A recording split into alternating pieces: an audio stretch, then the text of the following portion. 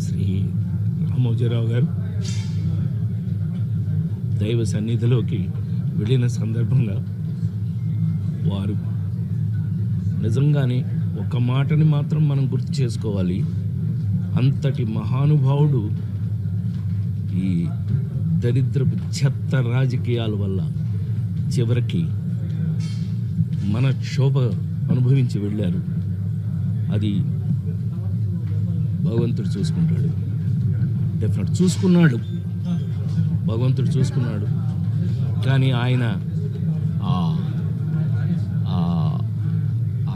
గెలుపు, ఆ నిజ గెలుపుని ఆయన అనుభవించి ఆ సక్సెస్ని ఆయన చూసే వెళ్ళారు. ఆ విషయంలో చాలా చాలా సంతోషం. ఆయన అనుకున్నది సాధించి మరి వెళ్ళారు. వారి మనశ్శాంతి, వారి జీవితంలో వారు